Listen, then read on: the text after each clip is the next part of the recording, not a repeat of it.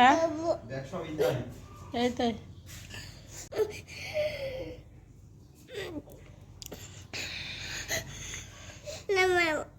কি করবা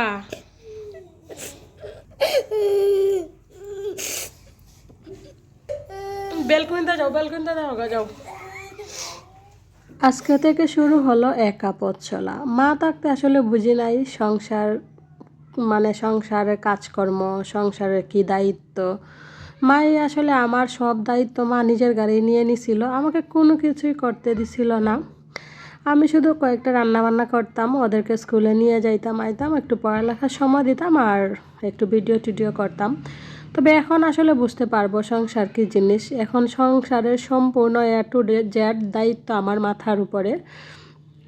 তো আপনাদের সবার কাছে আমি আশীর্বাদ চাইবো, আপনারা সবাই আশীর্বাদ করবেন আমি যাতে আমার স্বামী 2 মেয়েকে নিয়ে যাতে সুন্দরভাবে চলাফেরা করতে পারি, সুন্দরভাবে থাকতে পারি। এটাই হচ্ছে সবচেয়ে বড় আর কি আপনাদের কাছ থেকে আমার চাওয়া।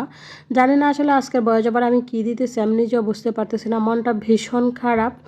তো যাই হোক বন্ধুরা, কেমন আছেন আপনারা সবাই অবশ্যই কমেন্টস করে জানাবেন। আমি আশা রাখতেছি আপনারা ভালো আছেন আর আমিও আছি, ভালোই আছি। মনের দিক দিয়ে তো একদম ভালো না। ফাইনালি মা আজকে চলে গেছে। মা গেছে প্রায় 11:30টার দিকে আর এখন মোটামুটি 12টার মতো বাজে। ওই সরি 11:30 বলতে 10:30টার দিকে গেছে। তো গেলে পর থেকে এই যে শুয়ে যে মানে মন এত খারাপ। আমি তো ওদের 2 বোনের সামনে কান্না করি না, কারণ ওরাও কান্না করে ফেলে। আমি তো ওদের অজান্তে চোখের জল ফেলি। আর ওরা 2 বোন কী করে জানেন, মার রুমে আইসা মার বিছানায় বৈশা 2 জনে একসাথে কান্না শুরু করে। বিশ্বাস করবেন না, এই মুহূর্তগুলো যে কত কষ্টের। অনেকে হয়তো ভাববেন যে আমি বানায় বলছি, কিন্তু একমাত্র ভগবান জানে আর আমি জানি যে আমি বানায় বলতেছি কিনা। প্রত্যেকটা কথাই ধ্রুব সত্য। আমি মানে ওরা ভাবে আমি যদি কোনো গালি দিই বা বকা দিই কান্নাকাটি করলে, তো আমি যদি ওই রুমে থাকি ওরা চলে আসে ওদের দিদার রুমে। ওদের দিদার রুমে আইসা মার বিছানায় বৈশা কিংবা শুয়া 2 বোনে কান্না করে।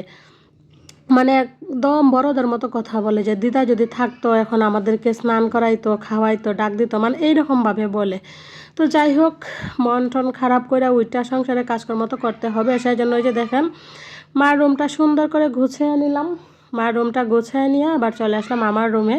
তো মা যেহেতু এখন নাই, মার ওইখানে যে ল্যাপ ছিল, বেশি যে খেতা বালিশগুলো ছিল সেগুলো আমি গুছিয়ে রাখবো, কারণ এখন যদি এগুলো বিছানায় রাখি তাহলে ময়লা হয়ে যাবে। পরবর্তীতে দেখা যাবে খেতা টেতা, তারপর বালিশের কভার, ল্যাপের কভার এগুলো আবার আমাকে ধুইতে হবে। তো সেই জন্য ভাবলাম এইগুলো জায়গা মতো গুছিয়ে রেখে দিই, আবার কখনো যদি কেউ আসে তখন যদি লাগে আর কি বের করা যাবে। তো মা যাওয়ার সময় বলে গেছে যে এগুলো এভাবে রাখিস না, ময়লা হলে তারপর তোরই আবার পরিষ্কার করা লাগবো।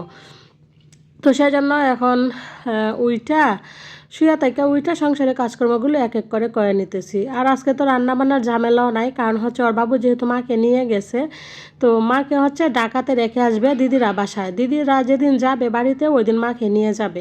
তো ওর বাবু আস্তে আস্তে তো রাত হবে জানিয়েই, কারণ গেলেই তো আর ছাইড়া দিবে না, দুপুরে খাওয়া দাওয়া করাইবে। ওই যে সন্ধ্যার দিকে হয়তো ওর বাবুকে ছাড়বে আর কি, এর আগে ছাড়বে না দিদিরা বাসা থেকে। তো সেজন্য সকালে যা রান্না করছি সেগুলোই তো রইছে, ওইগুলি দিয়ে আমাদের 3 মা মেয়ের সকাল দুপুর হয়ে যাবে। তো মা যেহেতু চলে যাবে জানি আজকে তেমন কোনো কাজকর্মই করতে পারতাম না, সেই জন্য আমি সকালে রান্নাবান্না সব করে নিয়েছিলাম। মাগুর মাছের ঝোল রান্না করছিলাম, তার সাথে মুখি ভর্তা করছিলাম আর ভাত।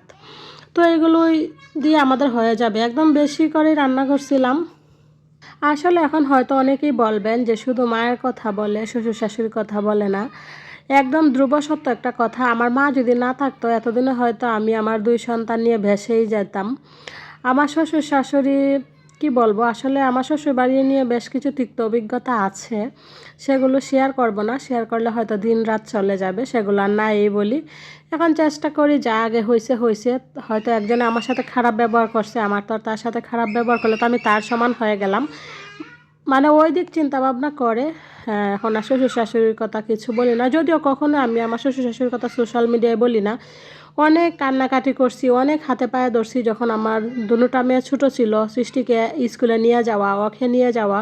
আমার ছোটো মেয়ে স্কুলে গেলে কিন্তু থাকতে চায় না, এখন মোটামুটি আধা ঘন্টা থাকে, আগে যখন নিয়ে যেতাম 2 ঘন্টা, যে আমার কি কষ্ট হইতো একমাত্র ভগবান জানে আর আমি জানি।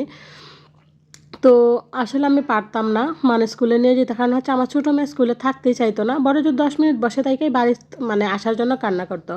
আর এখন বর্তমানে সৃষ্টি যেখানে স্কুল মানে আসা যাওয়া যে কী পরিমাণে কষ্ট আমরা যে যারা যারা যাই এখান থেকে তারা সবাই জানি।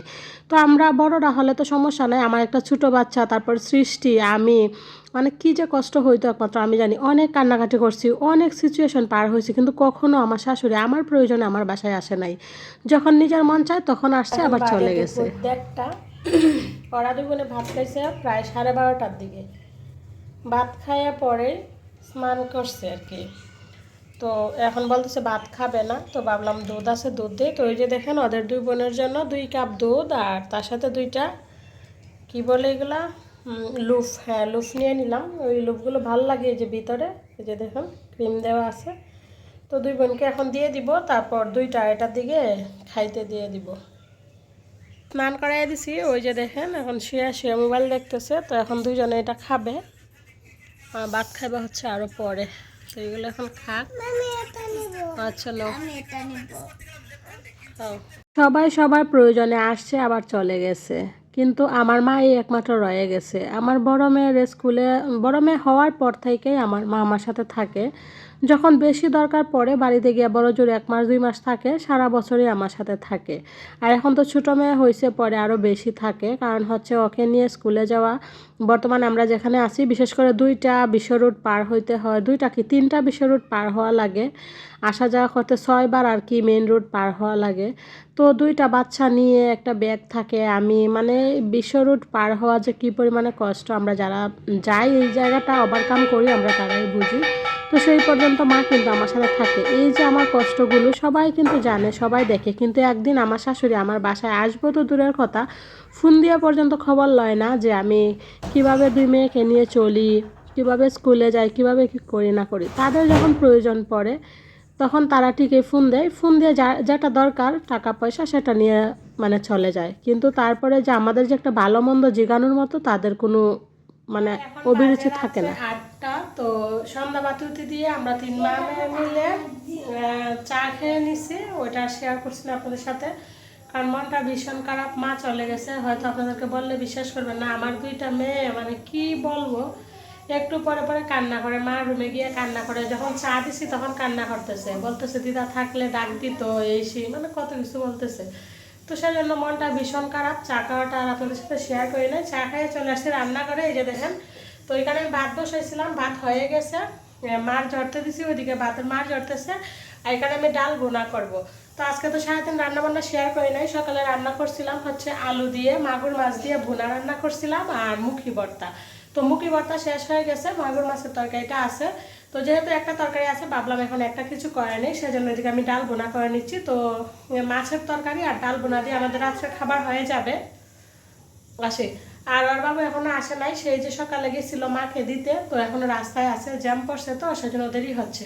তো চলেন রান্না বান্না করি, তারপর দেখা হবে। আমাদের রাত্রিমণি সাজাইতেছে।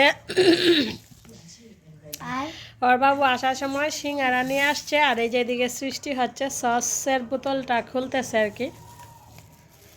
ও বলছিল যে বাবাকে বইল সিঙ্গারা আর সস আনার জন্য। তো ওর বাবু যে সিঙ্গারা আনছে, সস আনছে, তার সাথে ফলও নিয়ে আসছে। ফলগুলো এখন আর বের করব না, সকালে বের করব।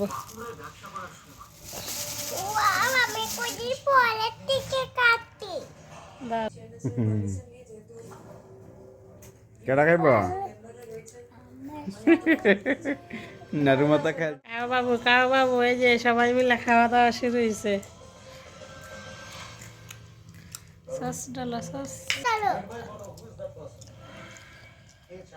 আজকে মনের দুঃখে অনেক কথাই বলে ফেললাম। আসলে কথায় আছে না যে কথায় কথা উঠে, সেটাই হচ্ছে সবচেয়ে বড় কথা। ওই তো কথায় কথায় অনেক কিছু বলে ফেললাম, কেউ কিছু মনে করেন না, কেউ কিছু মনে নিয়েন না।